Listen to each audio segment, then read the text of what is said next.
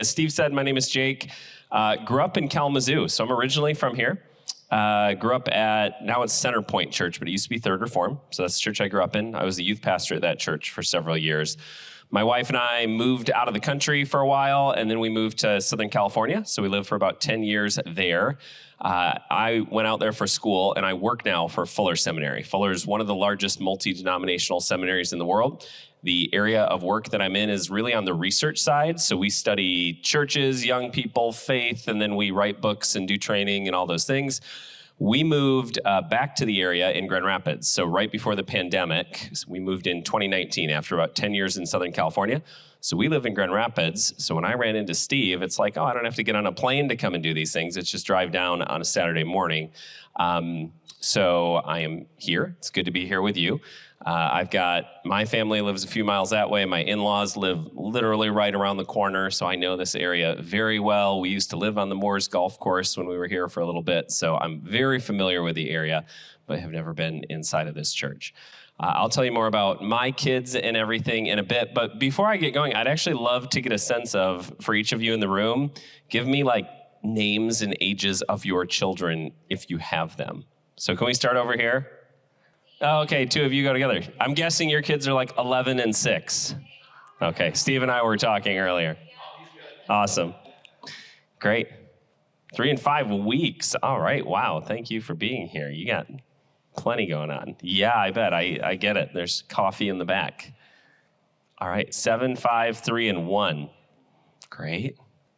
8, 5, and almost 2. Okay, and I'm Jake. My wife is Lauren, and we have an 11, 7, and 6-month-old. So I have photos. You'll get those in just a minute. But yeah, awesome. It's great to be with you. And what we are going to focus on this morning, though, is developing a faith that sticks or a faith that lasts. I'm going to present primarily from research. I mean, I'll offer some of my opinions here, but you're not just getting my opinions on developing a faith that lasts or a faith that sticks. We're really going to draw from, our organization is one of the definitive research organizations on kind of parenting and faith in those areas. If there was a book for you to pick up, the book is called Sticky Faith. So if you were to look it up, easy to remember, Developing a Faith That Sticks, Sticky Faith, that's the direction that I would recommend going. But I'm going to pull in kind of insights and best practices from that into the presentation.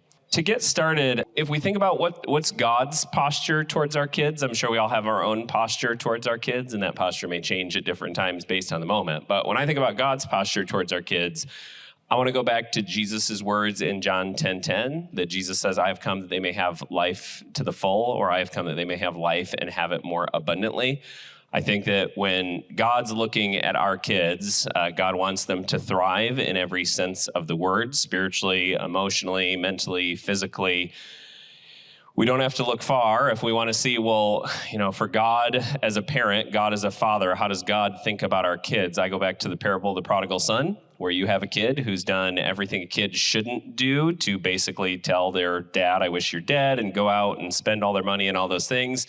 And when that kid comes back, God, as symbolized by the father in the story, runs to the son, throws his arms around the son, celebrates, throws a big party when God could have just been angry or said, you know, you blew it, you're done. I think that demonstrates God's heart and posture towards us, towards our kids, and wanting the best for them. So that's just a quick spot that I want to start with as we move towards orientation. In the midst of that, though, if that's, you know, God's desire for us and for our kids, the reality is parenting can be really hard. Can I get an amen on that one on a Saturday morning from some parents? Yeah, parenting can be very hard. And sometimes it's hard enough just to put one foot in front of the other to have all kids like dressed and actually present inside or outside the house. Let alone making sure that we're doing the sorts of things that we can do to actually pour in faith to our kids. There's a whole industry that's popped up around parenting of, I don't know if you've tracked on social media, like the whole idea of parenting hacks, things that you can do to make your job easier or better as a parent. Some of these I find fairly humorous. Pro tip, do not start a silly game that makes a child laugh if you're not prepared to play it 316 times in a row. I was there. Well, we're getting closer to that with our 7 month-old, but not quite yet. Another one, if you ever want to call a family meeting, just turn off the Wi-Fi router and wait in the room where it's located, assuming your kids don't have cellular service. Anybody done that one before? Get your kids' attention? Okay, well, there you go, pro tip. And then there's some reality around parenting. It doesn't matter how good of a parent you are, you will at least once drag a screaming demon child from a public place. I'm seeing some nodding heads from some of the parents of older children in that one. And then also just some reality and truth. There are no hacks. Everything is hard. These kids don't listen. This is your life now. Godspeed. That's interestingly given way to, from parenting hacks to a whole set of hashtags on parenting fails. So that one in the upper left-hand corner, I put sunscreen on my 4 kids, but one came back burnt. Turns out I lathered the one kid up twice. Bottom right, we may think that our kids are growing spiritually and see signs of progress, but this dad saying, I thought my 2-year-old was saying amen today. Turns out he was saying Iron Man. Iron Man, which can sound a little bit like amen. And then, sometimes our kids do cute things. This kindergartner, I believe, was told to draw a picture of one of your parents and what they like to do. And this kindergartner drew a picture and said, my mom likes to sit on the couch and text people. Sometimes our kids' impression of us is not necessarily what we would like. So moving from parenting, when we reflect on what's actually happening with kids today, how can we prepare for that? I'll give just a little bit of a primer. Well, and then I will say where we're going to go from here, the hope and hopefully what you saw from Steve in terms of what we're actually focused on today, you're going to walk out with some really practical ideas for if you want to help your kids develop a faith that lasts, what are some things that you can do? This half-page handout is kind of the arc of where we're going to end up spending time. So if there was like one thing you're going back to that you're like, what should I know as a Christian parent if I'm going to help my kids develop a faith that lasts, it would really be this diagram, and we're going to walk through it. And then in this area, I will give you both a little bit of research, but then some really practical next steps that you can take. I will say parenting is overwhelming enough. I don't want you to feel like the 20 or 30 things we're going to talk about that you need to go back and do all of them and be perfect in them. What I would really encourage you to do is pick 2 or 3 things that you might want to go and try and do this week. Like, yes, keep these in mind as a big picture, but just try and have 2 or 3 things that you might want to walk away that are tangible next steps for you. Does that make sense to everybody? Try and walk away with 2 or 3 things that you can do. I will help call some of those out. But when we think about what's going on with our kids today, some of us have a tendency or desire that we just want to protect them from every single thing that they're going to come across, right? This kid's got a helmet on, wrapped in bubble wrap, fragile stickers. For some of us, especially when we're thinking about our much younger kids, we just want to protect them from everything that they may encounter. And that's a natural impulse, but that alone is not the best way to form our faith, form the faith of our younger people, our kids, by just separating them from everything going on around them. Surveying quite a lot of research. These are 3 words we would use to describe what's happening with young people today. Compared to other generations, they are the most anxious, adaptive, and diverse generation that has existed in our country. Okay, anxious, adaptive, and diverse. Those 3 different words, so anxious, among younger people, and sorry, this is not encouraging news if you're a parent of young children on a Saturday morning. Mental health indicators, specifically risk factors, are really at all-time highs since records have been kept on young people experiencing anxiety, depression, rates of suicide. For younger people coming up, it's just a very different ball game, and there's much higher rates of mental health risk factors. So when we say the most anxious, it's not necessarily that life is harder today than it was a generation or 2 ago, but a lot of the factors and just amount of things that are happening are causing a different sense of anxiety among younger people. The second one, adaptive. So young people are navigating a world that is very different than what many of us navigated, or our parents or our grandparents. And that does sometimes increase the challenge and increase the anxiety. It's also resulting in a younger generation coming up that is incredibly adaptive, creative, doing new things that I think God is using to do some really cool things in our world. So adaptive. And diverse. And I mean diverse in every sense of the word. For some of us or our parents or grandparents growing up, we ended up primarily going to school with or living next to people who looked more like we did or believed more like we did or were in a similar socioeconomic status. And as our world continues to adapt and change, it's just much more likely that our kids are going to end up interacting with people who are very different from them in some way, shape, or form. So that's not the whole point of the talk this morning, but to use 3 words that's describing the world that our young people are facing today: anxious, adaptive, and diverse. To give you an image to make sense of that, for many of us, depending on your age, when you grew up, your journey into adulthood looked a little bit more like this. For sure, for your parents or grandparents, or my parents or grandparents, the journey looked a little bit more like this, and here's why. So you're younger, at some point you go to high school. After high school, you either go to college or military, or you go into the workforce, vocational training. After that, you get a job. After that, you get married. After that, you have kids. I'm not saying it was this way for every single person, but if you take kind of middle-class America over the last 30 or 40 years, that's roughly what the journey looked like. I use the phrase after that because there was a little bit more of a, expected order that these things would go in.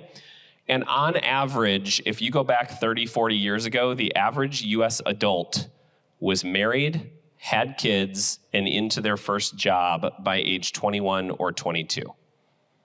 Okay, so if you rewind a generation or two ago, average US adult, married, had kids, and they were getting into their first job by age 21 or 22. That is not the reality that most of our children are growing up into. Their reality looks a little bit more like this image. Now, this is not like a theological statement. I'm not saying this is like the best or the way that it should be, but if you take what was a little bit more like this is what my parents did, so this is probably what I will do, we have moved much more into a winding sort of journey, where it's not just linear, do this, and then do this, and then do this. You've got a lot of young people who are considering a wide range of options, who are figuring out where they're gonna live, what their job is gonna be, how their journey is different from their family. Normally this image, the move from this one to this one, normally draws some reactions. So I'm just curious, like when you think about your own journey, or the journey, the world you see your kids stepping into, somebody want to give me a sense, like how does this image resonate or not? And what I'll say about this is there are elements of this world that are difficult. It's not that this world was an easy world, but often if you're in this world, some of the challenges can be like, well, what if I want to pursue a path that's different from what my parents or grandparents did? Or where might there be opportunity to be able to move forward?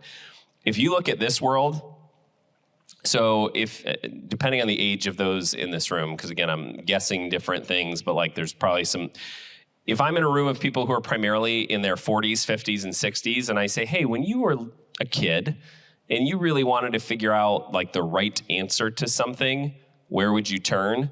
Normally their answer is a teacher, my parents, the encyclopedia. There were more like sources of authority that they would turn to that are a bit more static, a bit more set that they would turn to.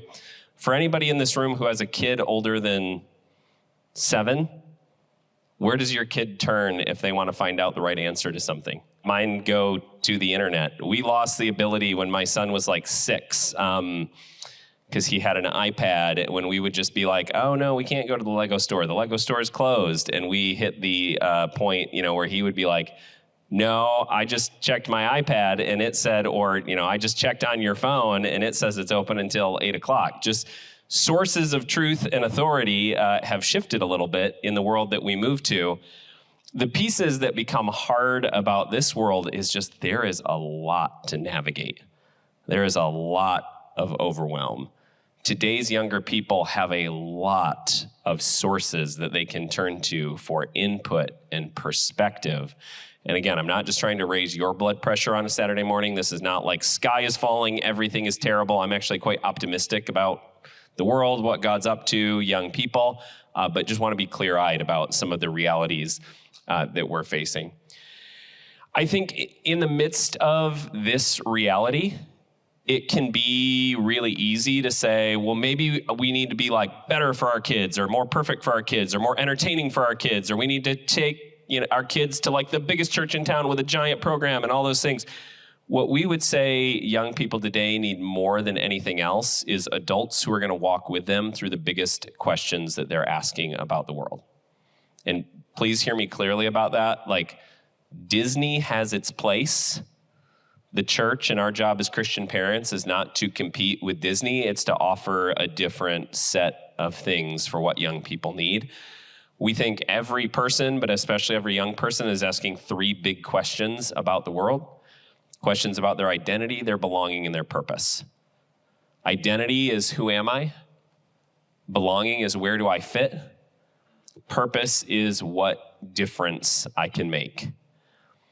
If you have a 3-year-old, I don't think your 3-year-old is walking around asking, what's my identity? What's my belonging? What's my purpose? However, as your 3-year-old gets to be a 10-year-old and a 12-year-old and a 14-year-old and a 17-year-old, and they start to make sense of the world around them, we would say what's driving a lot of their journey and search is that they're asking these really deep human questions about who they are, where they're going to fit with others, the difference that they can make in the world. Most of the Christian young people who we see whose faith really matters to them, their faith really shapes who they are and is a source that they draw on, it's a faith that's meaningful and responding to the deepest questions that they're asking. For a lot of the statistics, and some of you, you're here at a church event, I don't want to assume too much about your journey, but if you grew up with other people who are Christian at one point and they are not walking with Jesus or they're not Christians now, rarely do you find that their story is like, I just one day outright rejected Christianity, became an atheist, I don't believe a sin. Like, those stories happen, but that's not the common thing. The common journey for a lot of people who really their faith does not mean or matter much to them is it just stopped being relevant to the biggest questions that they were asking about the world. So if you want to make that happen for your kids, and we're going to get into like the really practical how-to stuff in just a minute, but I want to set the stage for it. When we think about these questions of identity, belonging, and purpose, those aren't just like church questions or Christian questions. They show up all over the place.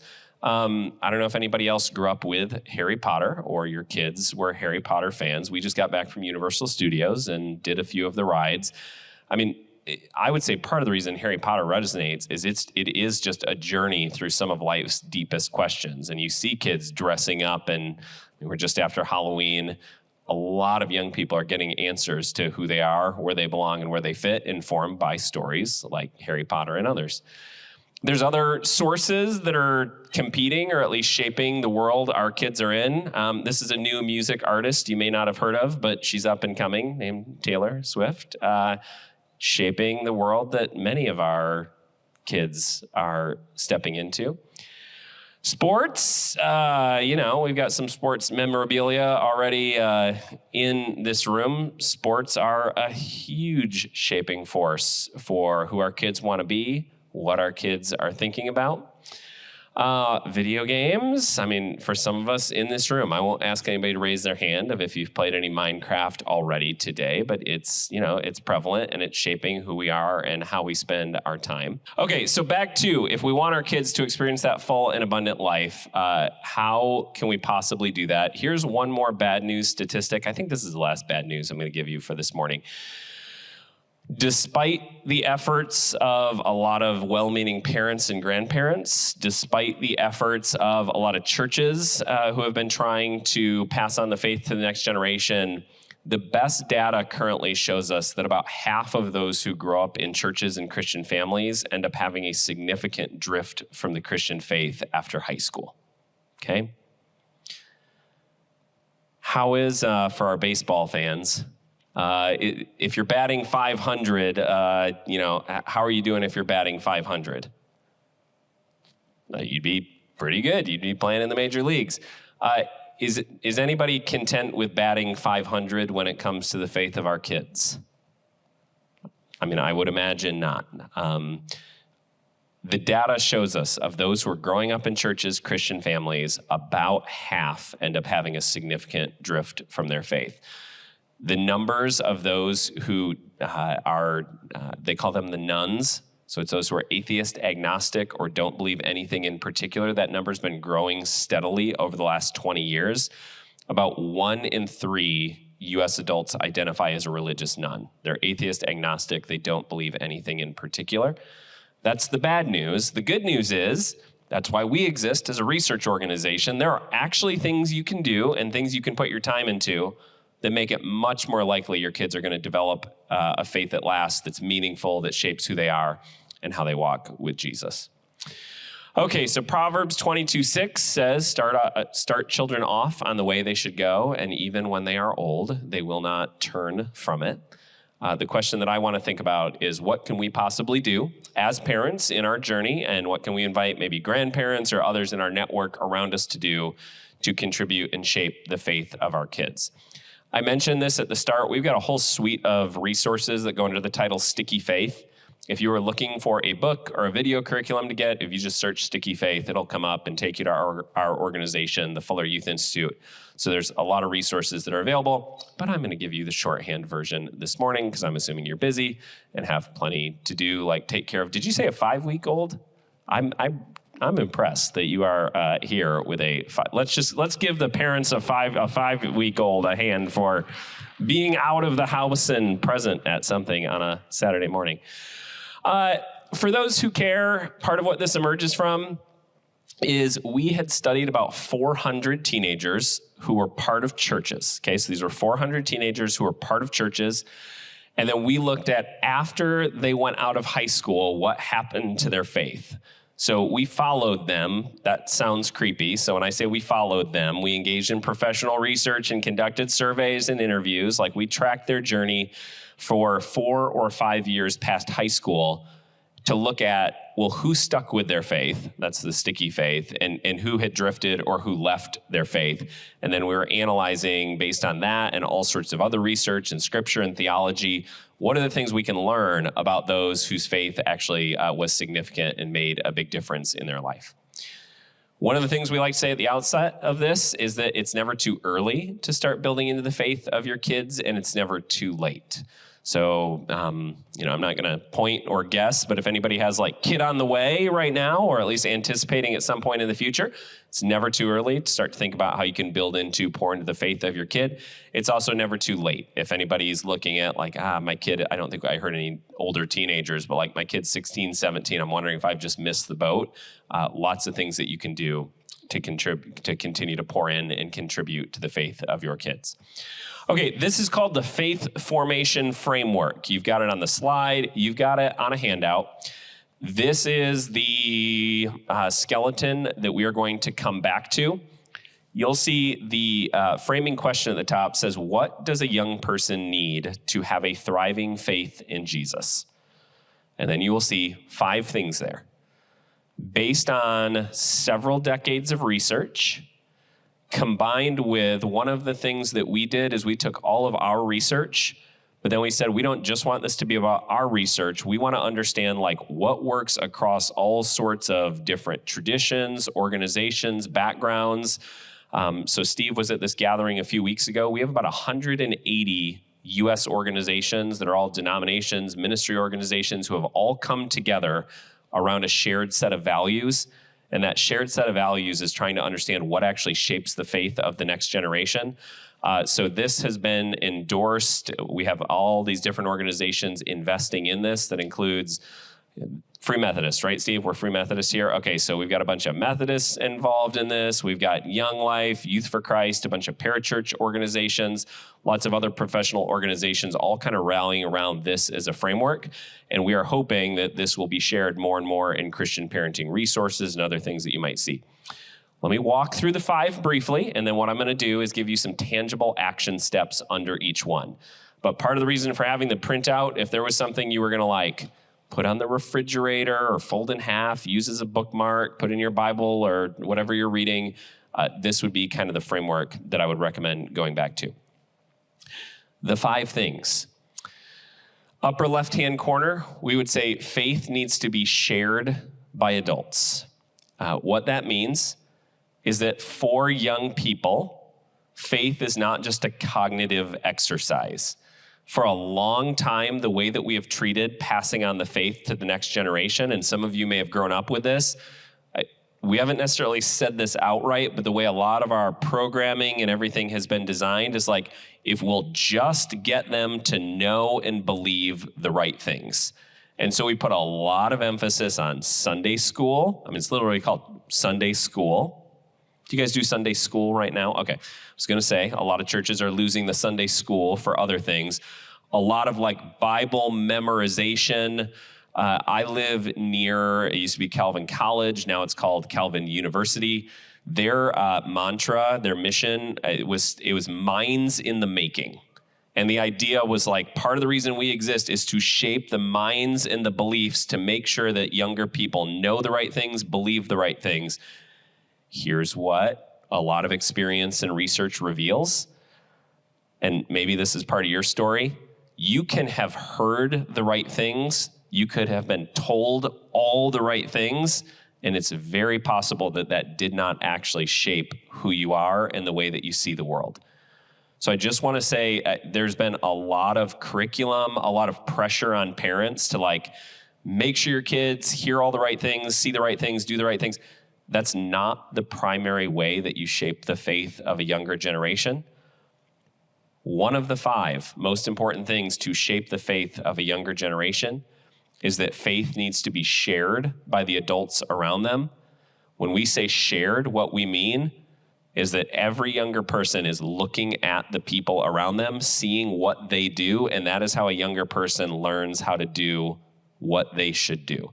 So an example of that would be, you could tell your kids to know and believe all the right things. If they don't see that actually modeled and authentic in the adults around them who are Christians, which one do you think is going to win out? It's what they see modeled, not just what they've been told. So we're going to go into some practical realities of that. I will pause for just a second. I'm curious, has anybody had that experience either for yourself growing up, or you've kind of seen that in a previous church or experience where like everything was about like knowing and believing the right things? And just, I'm curious if anybody has like a comment on that. And I'll give you one as you're thinking. So I grew up at Third Reformed, now Centerpoint.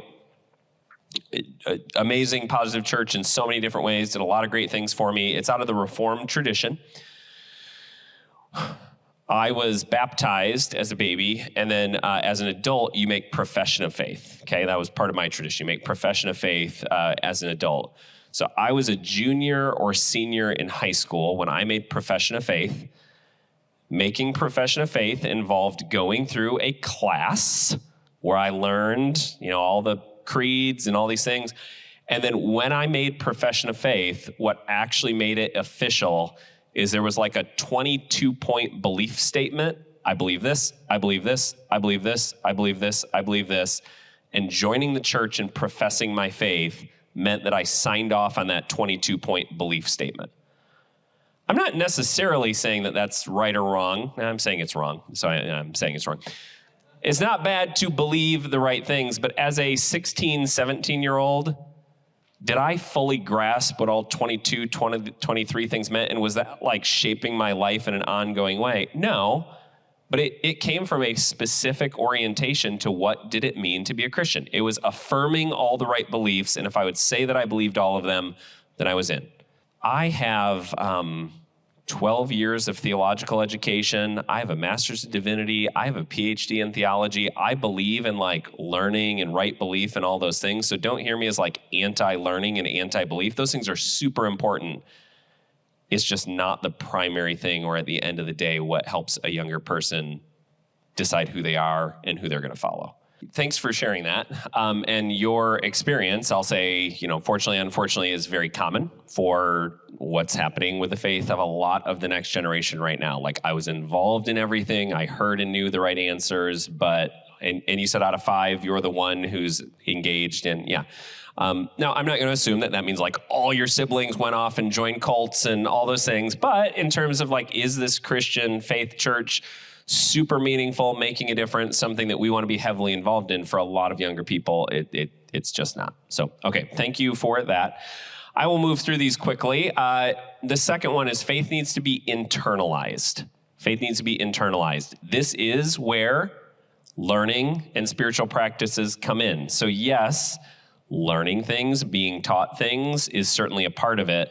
We would say it's one part of it. It's not the whole thing. I'll unpack what that looks like in a minute. The third one in the bottom left-hand corner, faith needs to be applied. Faith needs to be applied. What that means is that younger people need opportunities to lead. They need opportunities to serve. They need opportunities to actually like make the world around them better, not just because it's like the it thing to do from culture right now, but because we actually believe in a God who is reconciling things and putting things back together, and that's part of who God is and what God does. The upper right-hand corner, faith needs to be catalyzed by the family.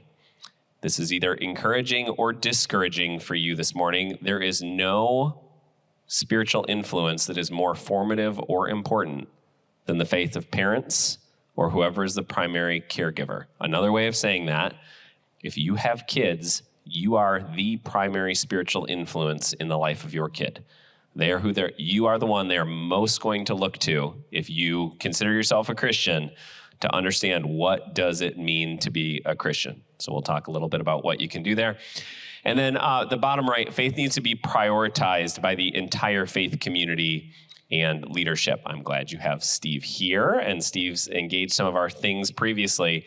We often find that sometimes churches take an approach where young people are like separated, have no connection to the overall church. Everything young people takes place over here. Everything adults takes place over here. Young people are kind of a priority, but they're sort of out of sight, out of mind.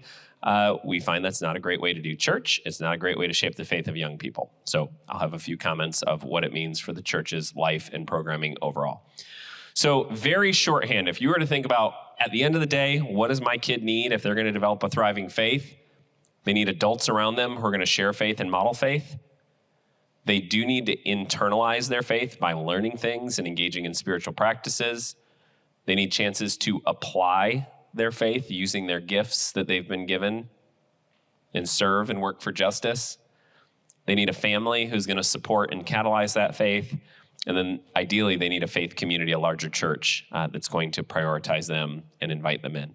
What I'm going to do from here is just unpack each of these 5 and give you some tangible, like, what could you do in this area? I would also say there was a little bit of a, just in terms of layers and web, like, it's the blue is the wider church community and the green is the family, that those kind of create the container that everything else exists within. Let me offer part of the reason why this is important and substantive is if you take the last several decades, especially in like the evangelical Christian world, and look at how did we form the faith, how did we invest in the faith of the next generation, a lot of the parenting material, so I grew up on WCSG, like great for those who like WayFM and WCSG, but especially if you go back to a lot of the like Christian parenting voices, very, very behavioralistic, very strong emphasis on like absolute right, absolute wrong.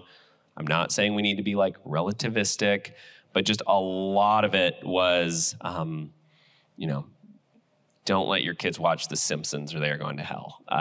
All sorts of very clear, very, I would say, oversimplified approaches to like, if you do this, your kids will be Christian. And I won't debate the finer points. I'll just say like, it broadly hasn't worked. And you only need to open social media. I don't have all the hashtags on like a lot of repressed evangelical 30 and 40 something year olds talking about some of their experience. So anyway, just a lot of Christian parenting voices were very behavioralistic, very, as long as you get together for dinner regularly and you do opening devotions and these sorts of things, it was a little too how-to that just oversimplified it. The other piece is for a lot of our children's ministry. I mean, we did a lot of great things in children's ministry, but very like memorize these verses, have fun, like that's fine, that's good. But especially as we moved into more youth ministry, a couple of things were true. Our youth ministries became very entertainment-based, so it was all about the fun and activities that we did. Honestly, many of our student ministries didn't progress beyond the depth of children's ministry. We stayed like very shallow, very surface level. And what's more, in a lot of our student ministry, the best practice in student ministry was to separate the kids from the adults. Like have all of your youth activities take place over here. When I started in the heyday of youth ministry, that was like, I mean, you wanted the biggest group of teenagers you could find with the smallest number of adult volunteers and sponsors, ideally in the like 18 to 23-year-old, really cool, outgoing, crazy range. I have some very positive memories of ski trips and all sorts of other things. But when you start to look at separating teenagers from the rest of the life of the church, what you have just done is actually severed the very thing that shapes their faith and connects them to a life of faith. Where teenagers really learn what it means to be Christian is back to not only from their parents, but in all the hard, messy times, getting to see how other adults actually respond and model Jesus. So that's part of where this becomes a framework that's a little bit different. Anybody else want to unpack childhood experiences or any other reflections? Like if yours was like, I did all these things and it was awesome and worked for me and I've just been on like steady up into the right trajectory, awesome, that's wonderful. I don't want to devalue your experience. But if anybody else has anything that you want to share as we're thinking about the faith of our kids, I'll just pause for a minute to do so. Well, and a quick comment that I'll make relevant to that, and then I promise I'll keep moving, is some of this may help you make sense of your parents or grandparents. Need to get here real quick. If you're a baby boomer, I know most of you in this room aren't, but like if you have baby boomer parents or grandparents, what have you, you grew up as a baby boomer in an era where life was a little bit more like steady, straightforward path. Things were not as changing day to day in terms of like where you lived and all these things. It was more likely that you grew up and lived where your parents lived. Maybe your parents really helped watch your kids because you lived next door. Having clear, objective truth and like we know that is what's honestly most important because it helps you make sense of the world that you're in. For the world that some of us grew up in, but especially our kids are growing up in, just being told there are 3 or 4 right answers and they are changeless and it's what you need to know does not give you what you need to navigate this world. Just being told this is the way that it is, it's truth, that's all you need to know. When you're trying to navigate this changing world, that doesn't give you what you need. What does give you what you need is if you have adults who love you unconditionally and model who Jesus is, and no matter how crazy you are and what you do, continue to love you and walk with you and model Jesus, that can respond to the complex world that you're in. But it's just the tools to navigate this world look a little different than the tools to navigate this world. So again, sometimes if you have parents, grandparents, or other well-meaning adults who are like, nope, your kids need this, and it just doesn't quite feel like what your kids need, part of that is that different generational experience. It's not that they're wrong, but they haven't experienced and navigated the same world that maybe you or your kids are navigating, so they don't have that same perspective. We still need the depth, we still need the truth, but it's just a different way that those things hold and hang together. So when it comes to faith being shared by adults, churches for quite a while have created kind of a 2-table church. What I mean by a 2-table church is Thanksgiving is coming up. Did anybody grow up with the experience of Thanksgiving where you had an adults table and what's the other one? Okay, whose experience had an adults table and a kids table at Thanksgiving? Okay, so pretty much all of us. And, you know, the adults table might have like the fine china or at least like real silverware and dishes that come out. What do we usually put at the kids' table? Like paper, plastic, things that have lids on them. Things get a little bit more rambunctious at the kids' table. I'm not necessarily opposed to 2 tables for Thanksgiving meals and other things, but like Many of our churches over the past few decades have pursued that as well, where the kids belong over here, the adults belong over here, and they don't really cross that much. And I've already said this, but that can be very convenient for programming, for teaching, for all of those other things. It severs, and I don't use the word severs lightly, it severs the very thing that actually passes on faith from one generation to another. Because all of us are wired as social beings. I think God has designed us to be that way. And when you really think about what forms the faith of a next generation, it's when they know people across the age spectrum from all different sorts of areas who end up seeing what it means to be Christian. Here's a real quick case study and example of that. I ended up sharing this in a different place. I do a fair amount of traveling and speaking, and a woman in her 40s came up to me, and she said, I've always tried to make sense of this, and I just didn't have exactly the words until the language you guys were using. She said, I grew up in a smaller church, and our church always felt really bad that we weren't big enough to have a youth group. They had her and her sister, I think, were the only teenagers who were part of the church.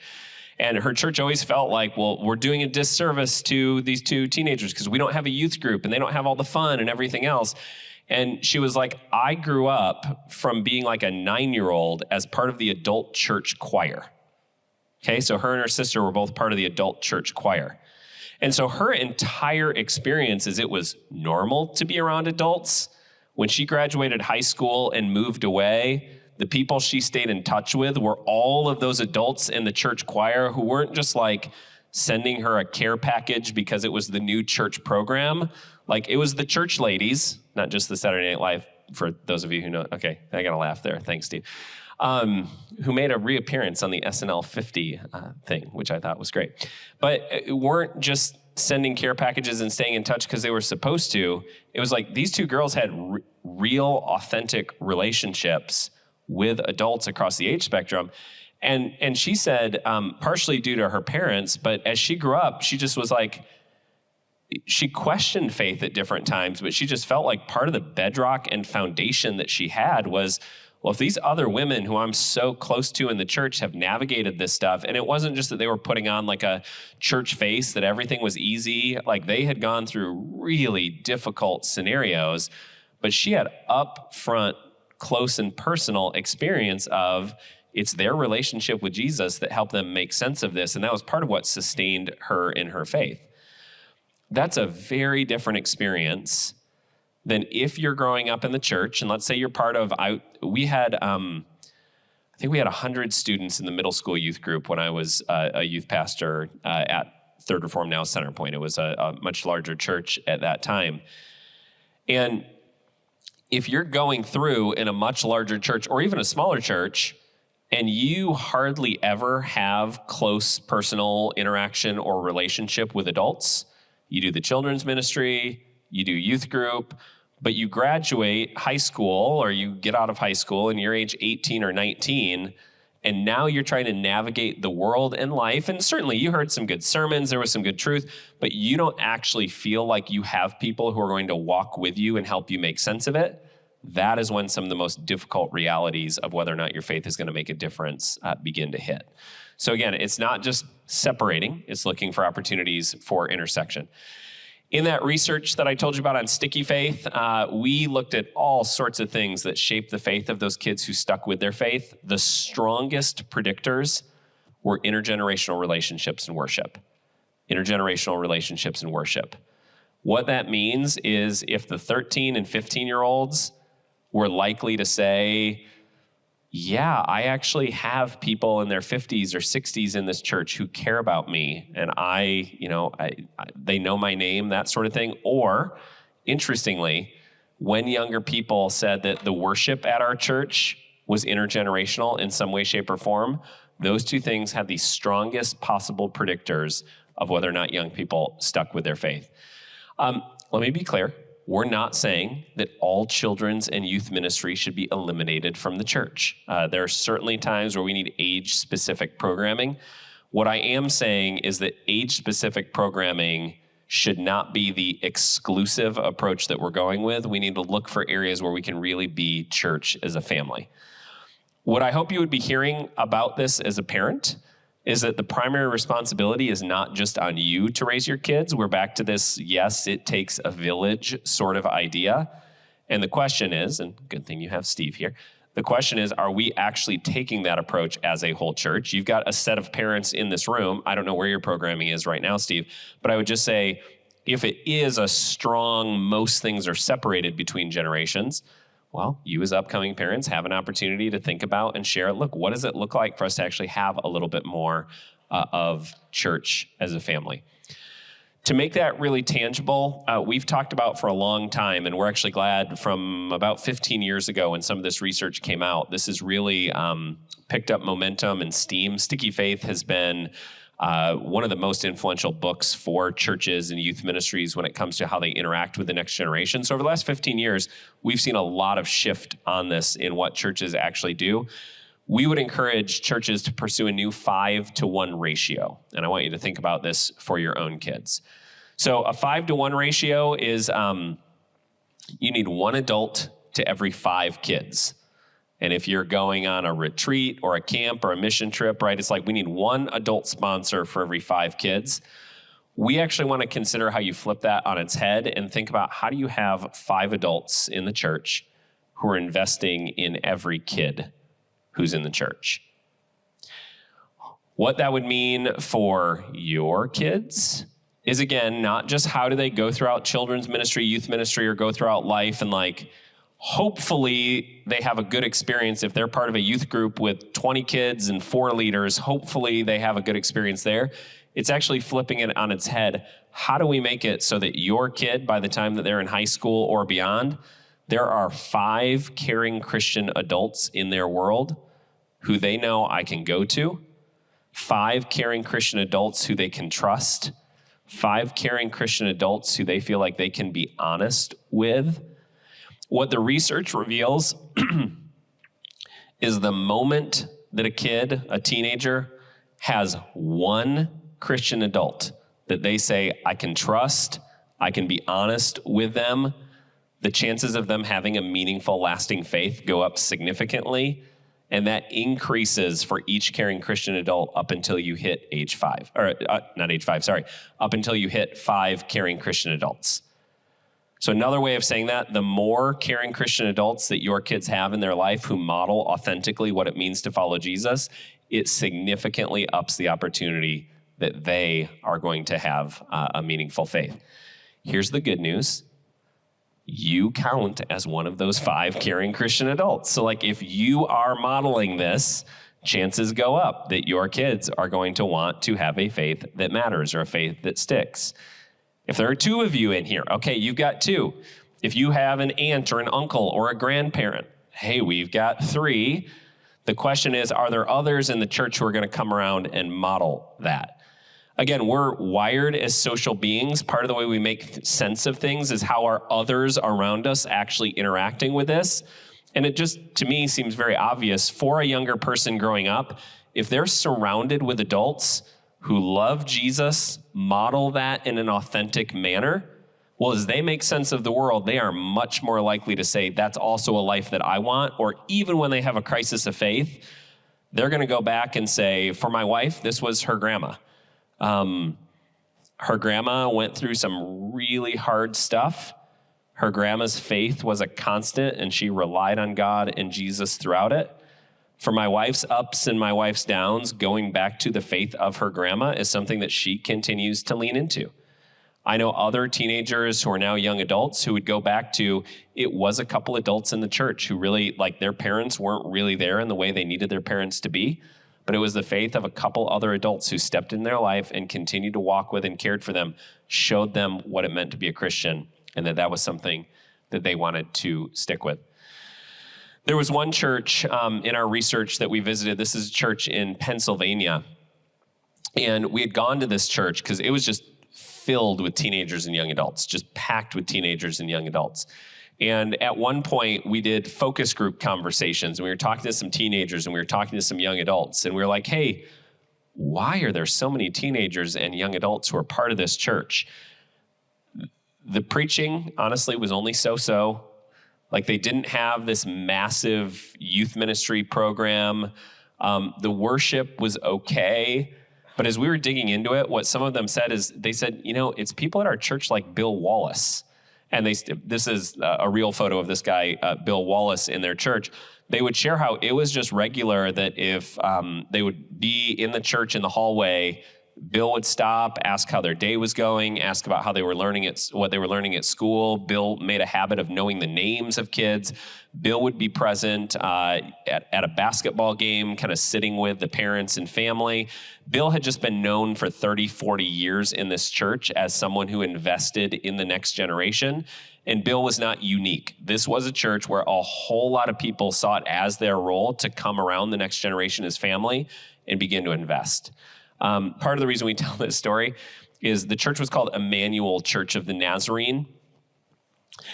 Bill was not only a person who invested in young people, he was the primary recruiter for senior adults to invest in the lives of young people. He had started a group. It's called Emmanuel's Brigade. That kind of dates it, the fact that it was called Emmanuel's Brigade. But Bill had a one-page manifesto that he used to go around to other senior adults to convince them and show them how and why they need to invest in the life of the next generation. And lest you think like, oh, Bill must have just had everything so together and maybe he was trained in this and like had been a pastor and gone to seminary. When we went and talked to Bill on our visit to this church, and we said, Bill, can you help us understand why is it that you spend so much time investing in the life of younger people? He said, because I had an absolutely terrible childhood. And Bill walked us through an experience of his own upbringing, not having caring Christian adults in his life. Bill became a Christian later in his life. And Bill made the decision, he became a Christian through the life of this church. He said, there will never be a kid in this church who grows up without knowing the love of Jesus expressed by a caring Christian adult.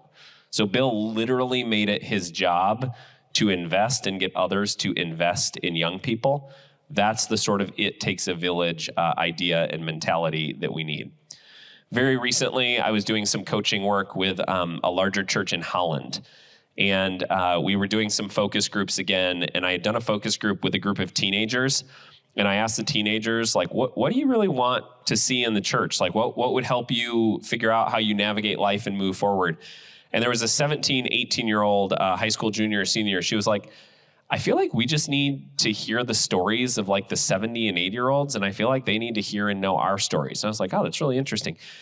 Later, I was in a focus group of senior adults, people in their 70s and 80s, and we asked them the same question, like, what do you think the younger people need today? And a woman who was in her 80s was like, I think we just need to hear the stories of the teenagers in the church. And honestly, I think they need to hear ours. They need to hear ours and we need to hear theirs. And it's part of that intergenerational connection. It really feels like there's just the Holy Spirit is up to something right now of those connections across generations that really start to unlock something. To land this tangibly before we take a break, there's been some research done more recently by an organization called Future of Faith. They studied 1,000 teenagers in the U.S. and they asked them, what helps you grow in your faith? 67% of teenagers said, I grow in my faith when someone listens to me talk about my beliefs without judgment. Okay, 2/3 of teenagers said, I grow in my faith when someone listens to me talk about my beliefs without judgment. But I want you to compare that to 1/3 said, I grow in my faith when I hear a sermon. Okay? 1/3 of teenagers said, I grow in my faith when I hear a sermon. 2/3 said, I grow in my faith when someone listens to me talk about my beliefs without judgment. Please hear me clearly. I am not saying, so let's throw out all sermons and objective truth and only let teenagers share their opinions of what they think. That's not what I'm saying. What I am saying is there's absolutely times where we need to offer sermons and direction and truth, but what we need to pair that with is the relational support of actually letting teenagers express who they are and how they see things and having caring Christian adults who can walk with them and hear that, right? So it's the relationships is part of what I'm saying. It provides the glue that holds everything else together. Yes, we can take the beliefs and the truth. If it's not paired with those relationships, something ends up falling short. The question then that I'll ask before we go to break, this would be like the simple takeaway. It's not simple, but hopefully it's clear. Who can be on your kids' team? When you think about your kids and their upbringing, who can be in their corner? Who can be supportive of them? What might a tangible invitation to mentor or be a positive spiritual influence in their life look like? And what I mean by that, my guess is you have a lot of like other adults around you. If you have a small group that you're part of, can you actually just take it a little step further than what might naturally be obvious? Not just say like, oh yeah, we all do small group together, but like, hey, can we actually invite each other to be a positive spiritual influence in the life of each other's kids? Like, I would welcome you, other parent, when you see my kid on a Sunday morning, actually being intentional about just like asking them how they're doing, and I will commit to do something similar for yours. Steve, I don't know if you guys have done this before, but we have seen churches set up intergenerational prayer partners where you take an older generation in the church and invite them to take the names and be praying for some younger people in the church. Over the years, we see some really beautiful things emerge from this, because like on one Sunday, there's an 8-year-old and a 75-year-old in the church is passing by them with their parents and like says hi to them and asks how they're doing. The 8-year-old was like, wow, that's really kind of weird. Like, where did that come from? This 80-year-old is talking to me. But you do that. And let me say, this is with all the safety and protocols and background checks and like working through parents. I'm not just talking about like, let's let 6-year-olds and 80-year-olds go do whatever they want. Like, this is with all the safety policies that we need. But you take that 8-year-old who at first started to think this was like kind of weird, but multiply that over their experience of the church. If it becomes very normal for them, that adults across the life of the church know their name, ask how they're doing, are invested in things that are happening, what that starts to communicate to that 8-year-old is they're 10, they're 12, they're 15, they're 18, is that they matter, others care about them, that sort of thing. So that's the takeaway that I would offer. Instead of just making sure we're drilling our kids with biblical truth and the right habits, or I need to be perfect as a parent, how am I setting up the environment? How am I inviting other parents or grandparents or coaches to be a spiritual influence in the life of my kid? If you're like, I don't know what that would look like, I would encourage you, talk to Steve about how could you set that up for your kid. There's a lot of things the church can do. Where we're going from here, we'll just cover the other 4, some tangible, specific action items of things that you can do as a parent. We're going to continue. So we're moving around this circle. We're in faith internalized through spiritual practices and learning. And what I want to focus on here is just the gospel. What is the gospel, and how can we help make sure that our kids know and understand the gospel?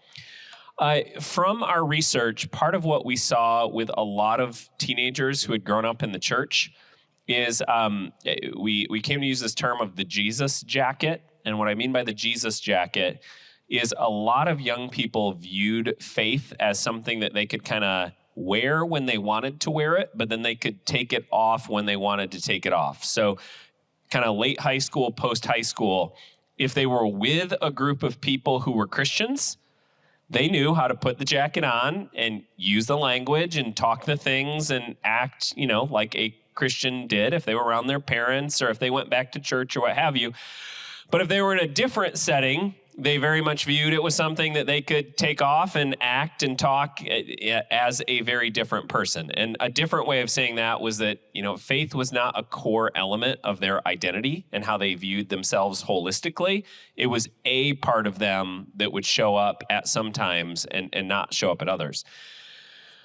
You can imagine that's not what ultimately shapes life and faith of a younger person. And part of what that came from is many of those young people, I referenced this earlier, they had primarily come to experience faith in Jesus as a list of do's and a list of don'ts. They had a very kind of behavioral understanding of faith. Faith was mostly about rules and beliefs. And if I acted, I did enough things on the nice list and I didn't do things on the naughty list.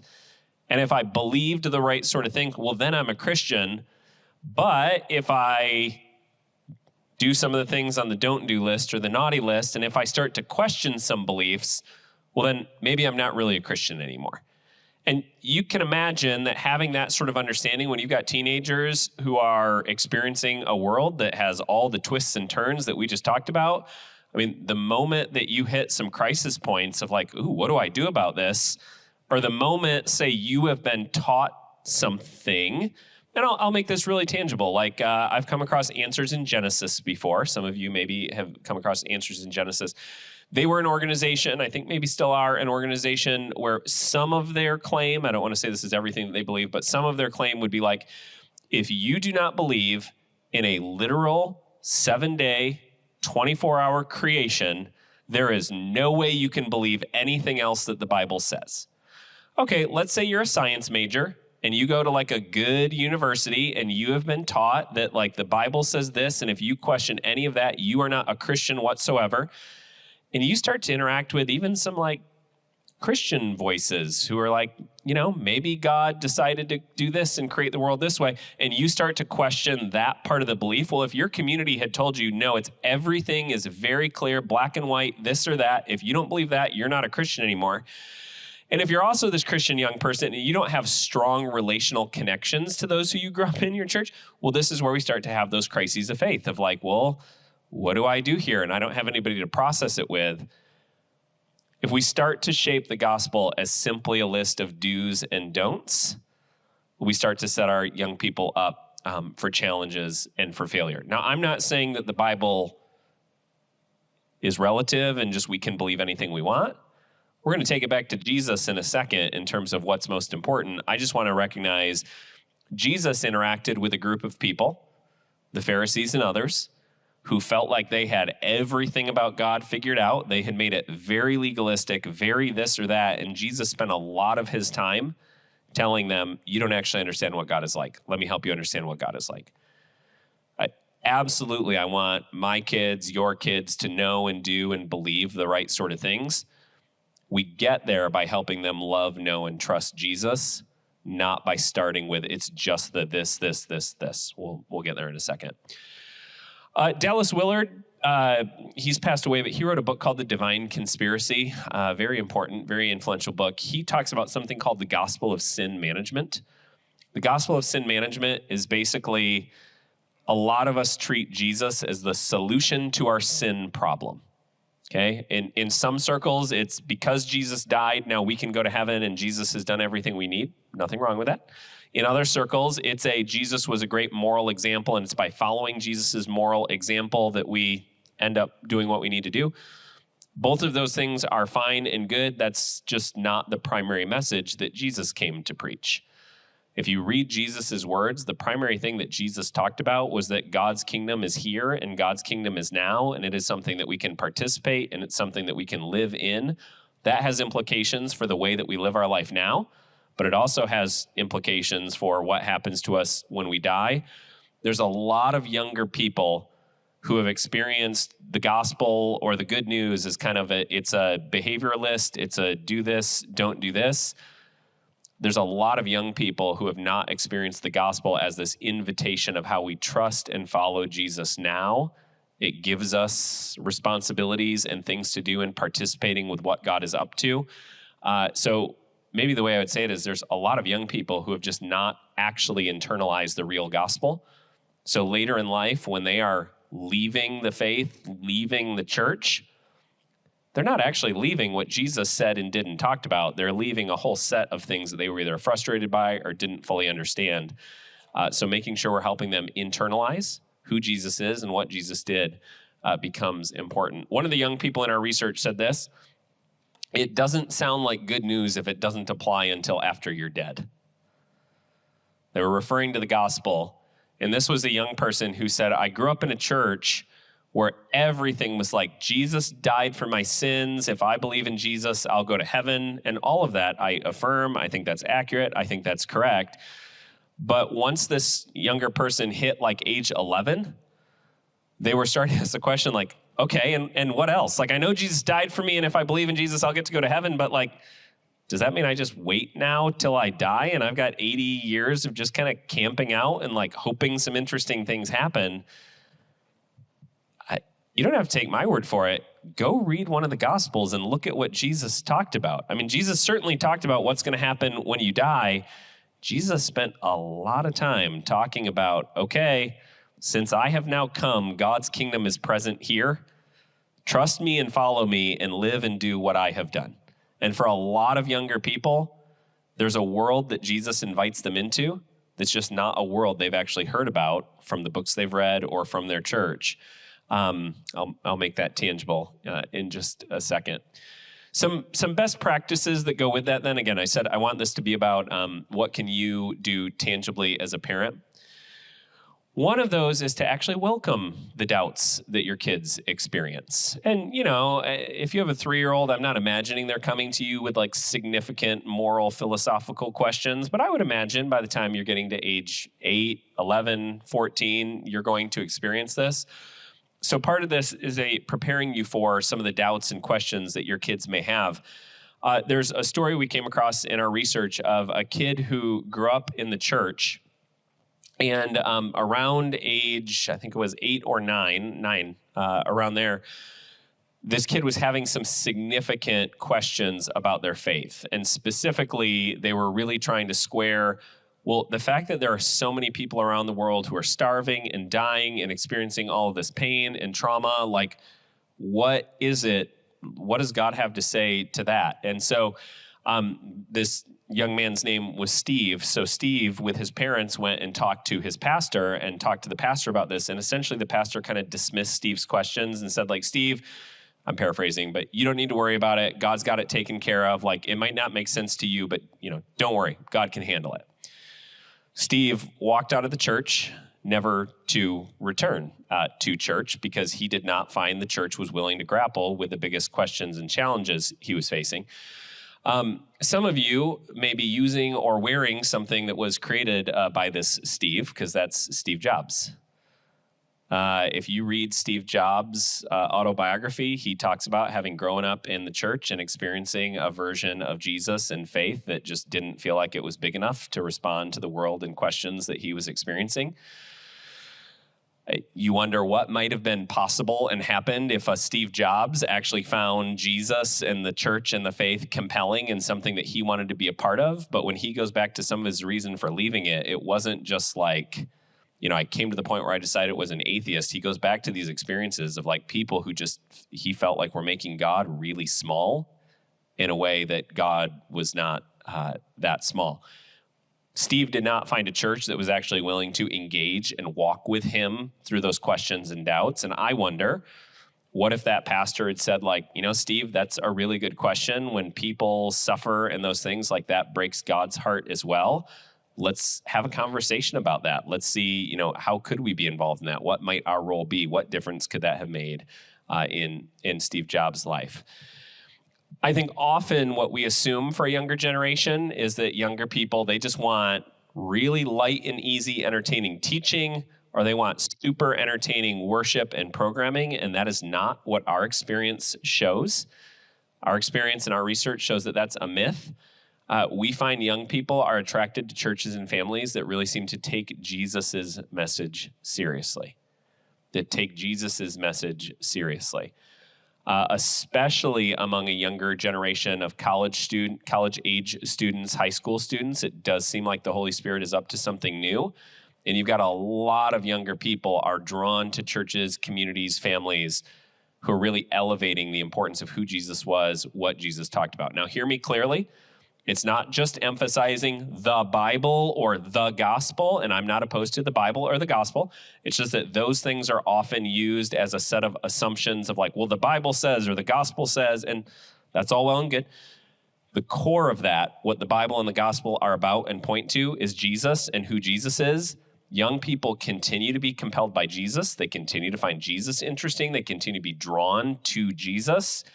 It's just that there's a lot of things that we kind of hang or put around Jesus that often end up becoming things that young people can trip over or get in the way of them actually experiencing Jesus. Whoops, I missed. Oh, this has an animation and it didn't show up because of how we translated the slides. With this slide, would end up saying if I had the animation is based on our research, about 70% of young people express significant doubts about their faith. Okay, so 70% of young people would say, at some point in my life, I've had significant doubts about my faith. Only about half of them say that they feel comfortable expressing those doubts or sharing those doubts with a caring Christian adult who they can trust. Here's the implication of that for you as parents. If you're thinking about how are we going to help our young people, how are we going to help our kids develop a faith that lasts, how do you create an environment that when it comes to faith and belief, they don't just have to look like you, talk like you, repeat the exact same things that you do, but when they have doubts about their faith, because those doubts are going to come, that you are a person who is safe enough, that they have enough trust in, that there are other people around them who young people, your kids would feel like, okay, I don't know what to do about this, but there is a caring Christian adult who I think I can be honest with or trust. Some of this ends up coming up kind of post-high school and whatever our younger people, our kids do after high school, whether they're in college or getting into the workforce, and especially, let's say they're not going to the church that they grew up in, they're kind of out on their own needing to navigate things, and they start to get into some things or think about some things that, they might know their parents wouldn't love. Are they navigating that entirely on their own, or is there an aunt or an uncle or a grandparent or someone who cared about them in the church, even if it's not you as their parents, that they're going to feel like, you know what? That's a safe person who I can talk to.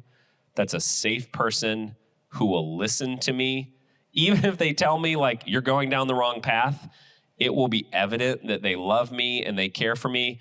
The story of a lot of 30-something-year-old Christian young people who are returning to the faith who left at some point is throughout my later teenage years or 20s, I had some people who, even though they thought I was crazy and I was doing all these things that I shouldn't, they demonstrated the love of Jesus. They said, hey, even if I disagree with what you're doing, I love you so much. You're still, I care for you. I'm willing to walk with you.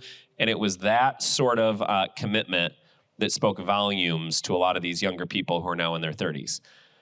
There are certain communities and traditions who would say, well, but if they're not doing or believing the right things, then we need to tell them and I would just point you back to the example of Jesus. Who did Jesus spend time around? Who's the group that Jesus was very direct with and told them, you're wrong? It was normally the legalistic people who were in positions of authority. Who were the ones who Jesus was willing to walk with and forgive and extend grace to? Often people who are vulnerable or who are expressing and going through new experiences. If anything, just here, look for your posture to be modeling the posture of Jesus in these areas, in these scenarios. A different way we would say it is it's not doubt that's toxic to faith, it's silence about that doubt. And another tangible piece I would give you as a parent, especially if you've got much younger kids, you can start to feel this pressure of how am I going to have the right answer for every question about faith that my kids start to ask and feel? And part of the answer is it's not actually about having the right answer to everything. It's about creating the environment where they can be honest, you can wrestle with things together, that you can say, I honestly don't know the answer to that. Can we look at what the Bible might have to say about that together? Could we look at how Jesus navigated those sorts of things?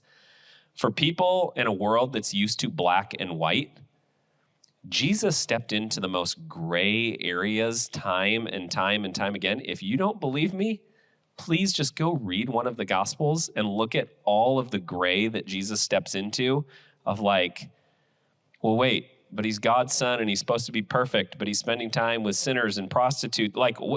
Jesus steps into all these areas that if you're a younger person and you feel like your life is complicated and it doesn't make sense and there's all of these things that are gray, I think this is part of the reason why a younger generation continues to be compelled by Jesus, is Jesus just seems to get the human experience. A couple other tangible areas that I'll offer you as parents is just to figure out what are spiritual practices that work for you. Okay, what are spiritual practices that work for you? And how might you experience those with your kids? So there's been some eras of Christian life and world where it's prayer and the Bible are reading the Bible, praying together are like the things that are elevated above everything else. Those are spiritual practices. I think they're very important spiritual practices. There's a whole set of other spiritual practices. And if you're not sure, you can just ask AI, what are spiritual practices, right? And it'll give you a whole list, like serving together is a spiritual practice. We're going to get to this one in a minute. There's almost no better predictor for a family passing on faith than whether or not they serve and engage in areas of service and justice as a family. Why is that? Because you're doing exactly what Jesus did and what he invites us into, right? But often I think there's been a narrowness in some of the Christian world to be like, no, it's this and this are the ways that you express your faith, or it's this and this are the ways you model faith to your kids. Much more important, finding like what are ways of engaging in faith that fit you, that fit your family, that work for you, and it's doing and practicing those together. The other question that I would ask is, how do you keep Jesus at the center of all of it? And when I say how do you keep Jesus at the center of all of it, I would just say in much of the Christian world, there can be a set of social expectations, political expectations, just a whole set of things that often can get in front of Jesus. There's a lot of younger people, when you ask them, those who are struggling with their faith, why is it that you're not sure you want to be a Christian? And they will name this whole list of things. Very rarely does that go back to Jesus. Very rarely are younger people unsure, frustrated about, or disagree with who Jesus was or what Jesus did. There's often a list of how Christians around them act that those teenagers or young adults are not sure look like or do what Jesus did. And so you end up with a younger generation who what they're really wrestling with is not Jesus. They're wrestling with people who are doing things in Jesus' name that don't seem to look or be or do like Jesus. And so a lot of those young people end up leaving faith communities or churches or saying, I don't know that I believe this anymore. They're not struggling with Jesus. They're struggling with all the things that have been put around here. What I am encouraging you as a parent, you don't have to be perfect. You don't have to have the right answer to everything. The more you are focused on Jesus, the more you are helping your kid focus on Jesus, the better chance you're going to have of helping them develop a faith that lasts. Every once in a while, I will get some feedback of like, hey, can your talks just be like a simple 3-step how-to? And I would love to make it that. It's just that's part of what Christian parenting has been for the last few decades, and it just doesn't work. I'm not trying to make it like overly complex and overly academic. It's not the reality of how things work. I would feel a little bit better if like, I don't know, I'd feel a little worse if Jesus had the simple 3-step. If he's like, oh, okay, skip all of it. It's this and it's this. Just bullet point list. That's not the way that it is. So if there was anything at the end of the day that you took away from this talk, it's like your ability to help your kids follow Jesus will depend on your ability to stay focused on Jesus and then to invite them into that with you. There's a lot of other things you can do, but like that is part of what's at the core.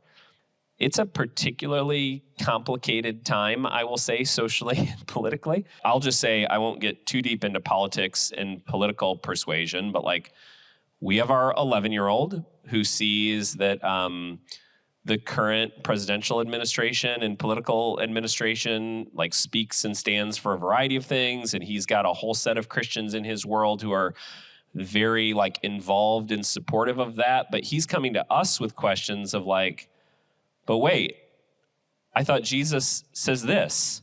Why are all the Christians saying this? Like he is noticing all those natural dichotomies, and I'm not trying to set up like Republican Party bad, Jesus good, or Democratic Party good or bad, Jesus good, but just this is part of the water that we're swimming in, right? Our kids are having to make sense of these things. If we make Christianity overly about a political party or set of beliefs or anything else, that's a hard thing to pass on to our kids in a way that's going to stick. If we can keep Jesus at the center, the core thing that they're going to trust, and the barometer that they keep going back to, that starts to give them something that they can use to navigate as they go throughout all the rest of the complexity. Bottom left, faith applied through service and justice. Let me back up to say really tangibly, if you want to think through what can you do as a parent to help your kid develop a faith that's going to last, look at the things Jesus did and then do those things together as a family. If you grew up in a tradition that said, the gospel is Jesus died for your sins, and then if you believe in Jesus, you will go to heaven when you die, that is not incorrect. I view that as a correct interpretation of the gospel. That is so insufficient, not insufficient in terms of your theological justification and, eternal destination, but insufficient in terms of that is not the message that Jesus came to preach. And if you're not sure, choose any one of the 4 Gospels and look at what Jesus did and what Jesus talked about. Yes, Jesus talks about belief and trust me, follow me. Jesus talks about heaven. Jesus talks about hell. What Jesus spent most of his time doing and talking about was that because God's kingdom is here, it means that there's a whole set of things that are broken, that are not right, that need to be made right and reconciled and put back together. And so often when Jesus says, you are saved or salvation has come, it's typically associated with healing. It's typically associated with someone who is hungry, who now has food. I'm not trying to just turn this into a social gospel, but for Jesus, there are very, very tangible effects of when God's kingdom is present and when things are the way that God wants them to be. God is in process of making things right and putting them back together. So if you think about what could we do as a family, volunteering, serving, looking for any sort of opportunity where you can find things that are broken and be about putting them back together, you are modeling exactly what Jesus did and what Jesus talked about. So I share that because Steve has paid attention to these conversations and this research and is and will in the future be looking for opportunities for families to serve together. Now, this is certainly age appropriate. The ones who have 4 kids under age 8, is that right? Yeah, service is just going to look a little bit different. But what are the ways that you can just begin to embody that sort of posture yourself, that especially as your kids get into older ages where you can do those sorts of things together? And I'm not saying this has to be all grand gestures that you're flying to East Africa together. Yes, wonderful. What are just small ways in day-to-day life that you can be concerned about those around you who maybe aren't experiencing the fullness that God may be desiring? Some churches I know ask the question, how do we become the best church in our community? We want to be the biggest, we want to be the fastest growing, but just asking that question, how do we become the best church for our community? How do we be good neighbors in our community? If you start to think man, this Jake guy, he's got this whole social justice thing that he's on, just going back to when Jesus is asked, what's the greatest commandment? And he starts with love God with all your heart, soul, mind, and strength. And then he says, and love your neighbor as yourself. And somebody says, well, who's my neighbor? And he tells the parable of the Good Samaritan and this person who loves and serves and does all these things. Jesus ties together love of our neighbor and how we love and serve those around us is absolutely an expression of the gospel. I'm really harping on that because you've got a whole up-and-coming generation right now in the U.S. who says, I feel pretty good about Jesus, but man, there's a lot of Christians out there who seem to be judgmental, don't care about, hypocritical, all these other things. If we could just turn the dial a little bit of an upcoming generation who's man, the people who I know who say they're Christians, seem to love like Jesus did and invest and make things better around them. I just think that removes a huge barrier that a lot of younger people are experiencing right now. You have power to shape that for your kids, that the way you act, that the adults you surround them with are Christians who act and do things in that way. The other piece that I would say around service and justice is we talk about in one of our other books called Growing Young, this idea of keychain leadership. And what we mean by keychain leadership is when young people have a sense of agency in the church, they tend to develop a faith that lasts or a faith that sticks. Now, agency is they're not just passive. They don't just show up to something that is done and programmed for them. They actually have a role in shaping it or leading it. I would look for, especially as your kids get older, what are areas of responsibility that you can give them either in the church or in your family or even around areas of service and justice to take on the keys to have a sense of agency and leadership? Another way of saying that, when you kind of raise your expectations and hopes for your kids on areas they're going to move forward and help lead, it's amazing how often you see young people kind of rise to the occasion and take that up. For young people who experience their church as just like, yeah, that's kind of an adult thing and I kind of exist in the corner, often those are young people who say, yeah, church was never really anything for me. But I mean, Steve, you were just telling me the story earlier of opportunities that you were given by a youth leader who we both know, and you're like, this is part of why I'm in ministry today. It's a very common story. Younger people who have a role to play, who feel like someone's given them keys, authority, responsibility, are young people who often end up developing a faith that's stronger. So the primary takeaway here, seek opportunities to be able to serve and volunteer as a family. Even if that's something with a 1-year-old and 3-year-old that's not going to be regular for you yet, start to look at in the next few years as you get there, what are opportunities where you can serve together as a family. Upper right-hand corner, so faith is catalyzed by the family. Faith is catalyzed by the family. There is a well-known in my circles, he is not Oprah in terms of books, but well-known as a sociologist of religion named Christian Smith. He works at Notre Dame. Christian Smith did one of the largest studies of Christian families, and he said this: when it comes to kids' faith, parents get what they are. When it comes to kids' faith, parents get what they are. Here's what that means. If you are a parent who's like fairly lukewarm, like I kind of believe this, but it doesn't really shape who I am, the way that I act, or you go to church, do all the things, but you are someone completely different when you're not around Christian people, church things, that is the best predictor of the faith that you are going to pass on to your kids. Let me add another quote.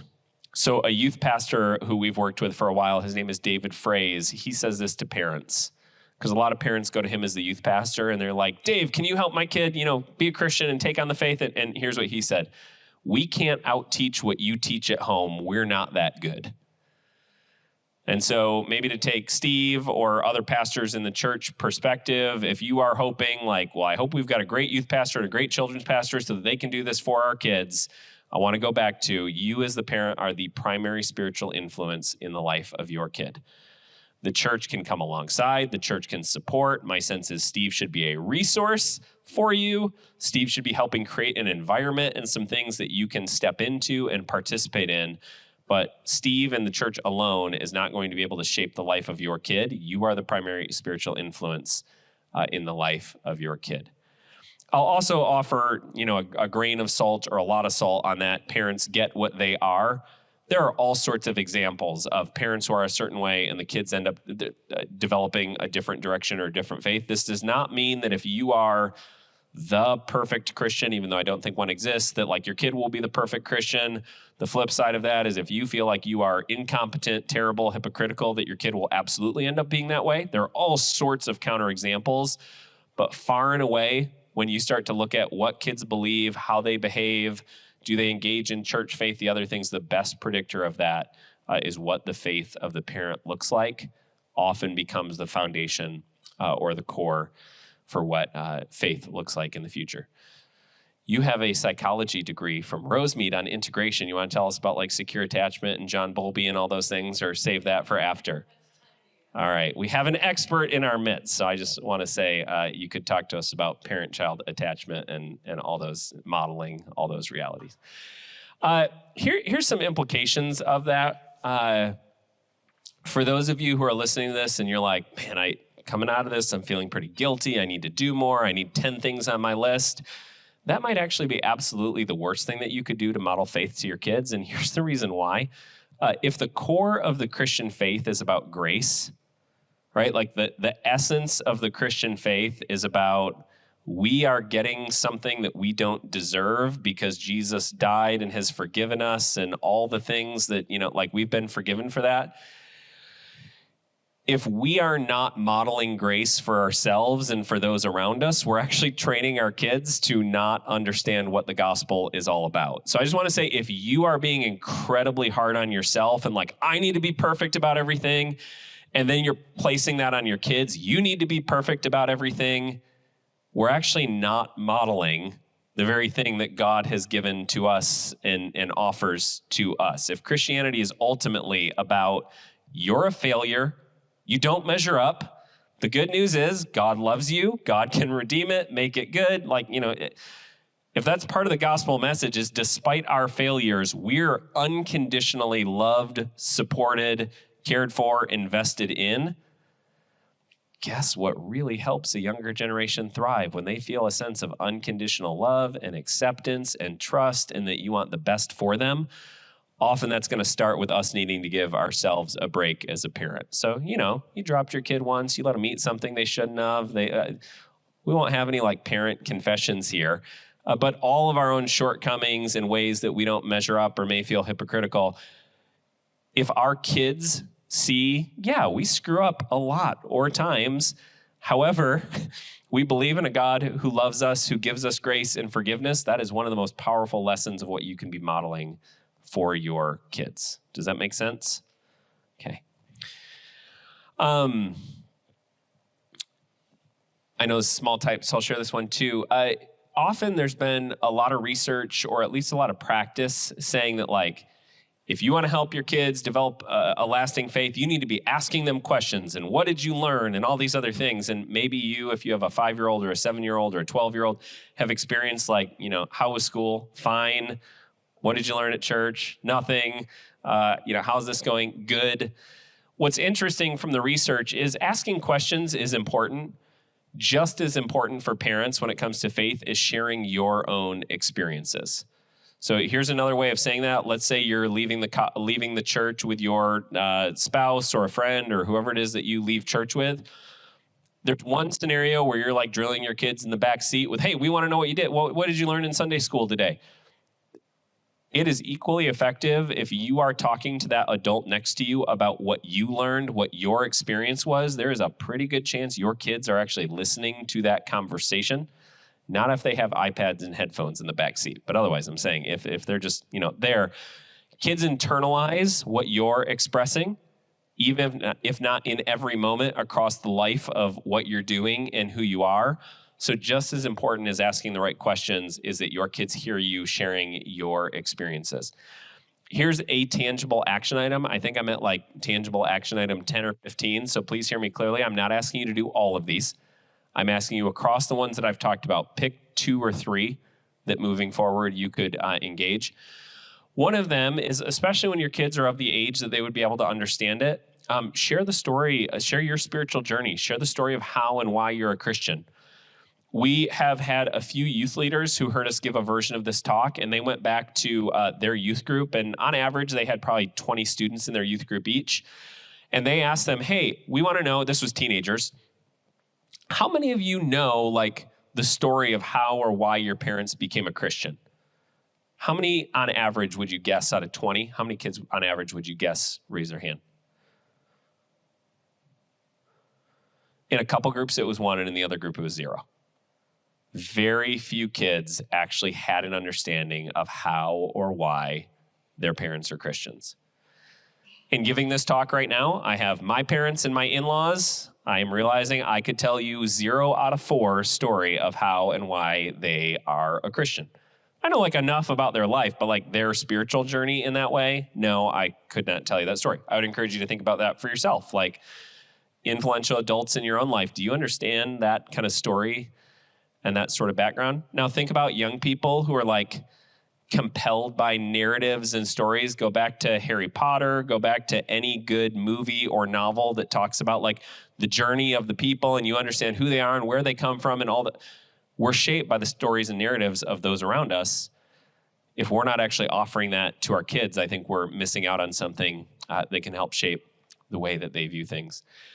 The other one is tangibly just look for opportunities for your kids to see your faith in action. This is part of why serving together is such a great thing, is faith in action is taking place. There has been a lot of focus over the last several decades in some of the Christian world of faith is just a very private, like you and Jesus sort of thing. And like, it's great for you to have a relationship with Jesus. If you as a parent are keeping your relationship with Jesus, just you and Jesus, and your kids aren't getting to see it at all, your kids are missing out on an opportunity to actually see what your relationship with Jesus looks like. Growing up as a kid, my bedroom was upstairs, and then I would come downstairs, and our kitchen was there, and a living room. And I can remember, I think almost every morning, I can remember waking up. My mom would be down on a chair with her Bible doing personal devotions, and that is something that has just stuck with me ever since, of like, that's my mom's faith and commitment, and I knew she was praying for us, and like everything else, all the crazy things I've learned, all that, and like my mom's experience comes back to me of that faithfulness in who she was. It shapes me in a particular way. So looking for ways we can help our kids see our faith. The other, I mentioned this already, when you're leaving church, especially as your kids get into the latter adolescent years, teenagers, using car time, it tends to be one of those times where you've got a captive audience, and just being ready when you're in the pickup line and they jump in, and what might you want to ask, what might you want to share. That can be a strategic time, as can right before they fall asleep, especially if you've got like a 9-year-old who just, that's when they want to talk and have energy and whatever. Like, instead of just, you're tired, get them to bed as fast as possible. How can you actually use that if that's when they've got a burst of energy for conversation or reading? Those can be strategic times. The very last one, and we're right on time here and we'll wrap up, is faith being prioritized by the overall faith community. We often find a difference between the rhetoric and the reality of churches saying that young people matter. Most churches we know would say, young people are the future. We love young people matter here. Very few churches actually put a focus on young people in their top 5 priorities. And we're not saying that a focus on young people needs to be the top priority in the church. We would say it should be in the top 5. So Steve, you've heard that from me, and I would welcome all of you to talk to your pastor or your leadership like, hey, how and where do young people and a focus on forming the faith of the next generation fall in our church? If you are not part of a church that is elevating the importance of young people and the faith of your kids, it's a difficult environment to be in as a parent. So again, hear me clearly. Young people should not be the only thing that matters in the church, but shaping the faith of the next generation, I would make a hard case that it should be in the top 5 things that matter most in your church. There's some tangible things your church can do. So if you're like, if I were to give my feedback to Steve or pastors or what have you, what should we do? Helping the church learn names of young people.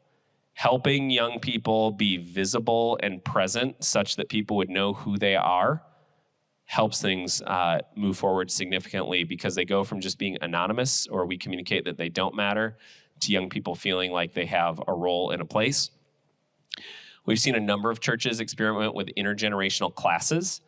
I don't know how like 3-year-olds and 70-year-olds would go, but maybe like 12-year-olds and 70-year-olds in some sort of classes, just forming those connections.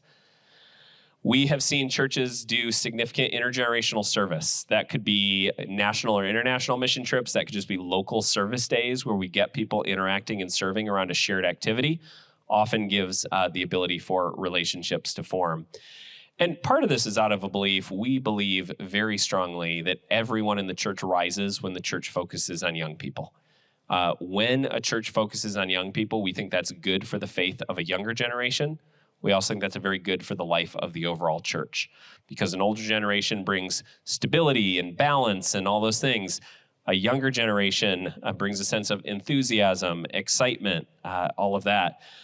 I would like to say, no, most churches are squarely focused on and welcoming to young people. I've written a couple of books. One of them is one of the best-selling books in the United States on the faith of young people and where it needs to go. And my wife grew up at Southridge, and we went back to Southridge. This was probably 9 years ago. It's right after we've written this book that's all about how churches need to focus on young people. We opened the bulletin, and I just started laughing, and I showed it to my wife, because there's a big thing in the bulletin that said, if you have young children in the service, be respectful of others around you who want to focus, and make sure you take your disruptive child out.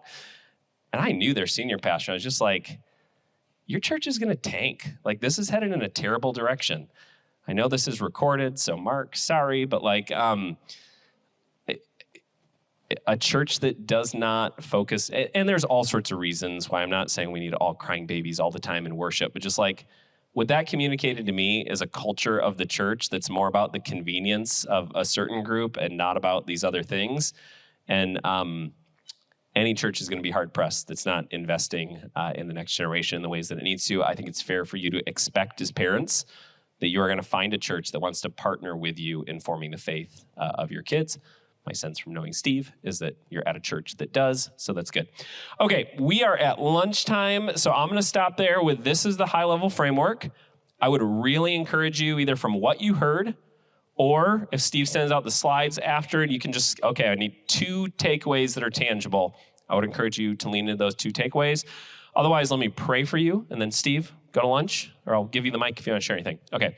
God, thanks for each person in this room, the investment that they've made in their own faith, the investment that they're making in their kids to help them come to know, to love, follow, and trust you. I ask that you would take the investment they've made to show up on a Saturday morning in November to have these conversations, and that, God, you would help that to bear fruit in their own life and in the life and faith of their kids. We pray for your protection of their family, for your best on their family, not just to be comfortable and content, but to see what you're up to in terms of building your kingdom and to participate in that. God, give them a sense of rest as parents of young kids, and also just a sense of your joy in the work that they're doing as parents, your joy in just who they are, that they are loved and accepted and known by you. It's in your son's name we pray. Amen.